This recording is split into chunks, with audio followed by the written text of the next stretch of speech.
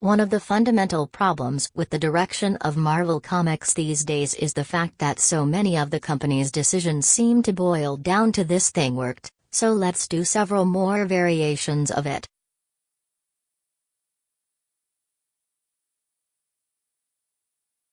That certainly seems to be the case for Venomverse, a symbiote-flavored rehash of 2014 Spider-Verse crossover.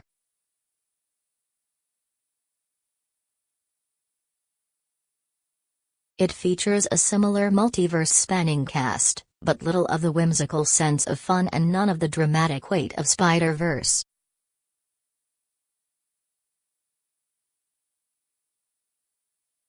Like the prequel miniseries Edge of Venomverse before it, this issue does nothing to get the reader invested in this massive team-up.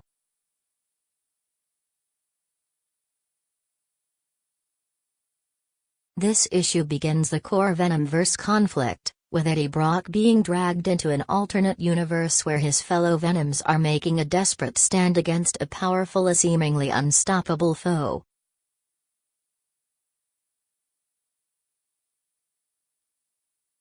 Sound familiar? The basics trappings are very similar to those of Spider-Verse. The fun and adventure, however, are sorely lacking. The enemy introduced in this issue is faceless and generic, basically a mashup of Anti-Venom and the Marvel zombies.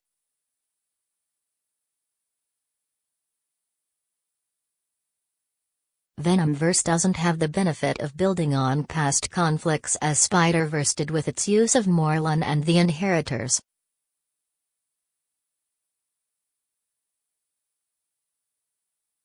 We have no reason to care about this enemy coming into Venomverse, and this issue does nothing to rectify that problem.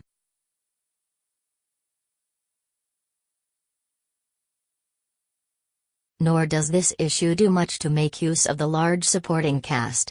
Half the fun of Spider-Verse was in seeing the countless strange and wonderful new variations of Spider-Man Dan Slott and other creators cooked up.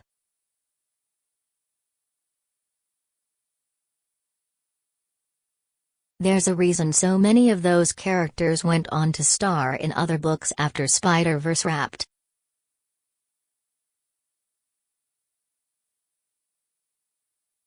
But Venomverse suffers from the same problem Edge of Venomverse did before it. None of these new Venoms are very remarkable or compelling.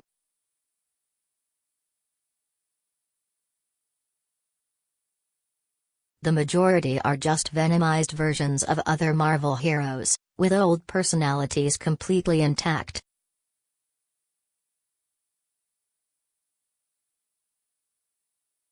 Venomverse feels more like a glorified costume party than a romp through the multiverse.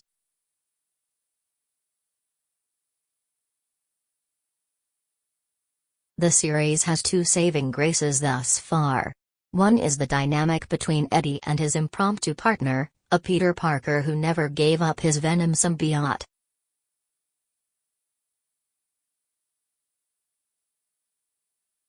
This issue plays on that whole Eddie/Peter rivalry pretty well, though it does sort of highlight the idea that Marvel's current plans for Venom mostly revolve around pulling the character backwards.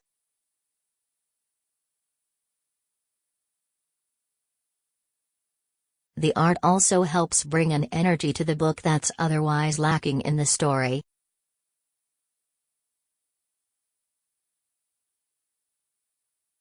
Iban Coello's figures have a strong sense of power and energy to them, resulting in some brutal, high-impact fight scenes.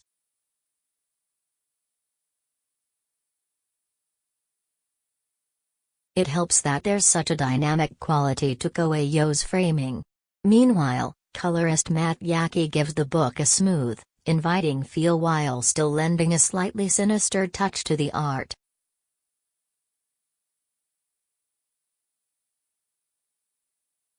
With as many problems as the ongoing Venom comic has faced in terms of visuals, Marvel would do well to keep these artists on board the franchise after Venomverse wraps.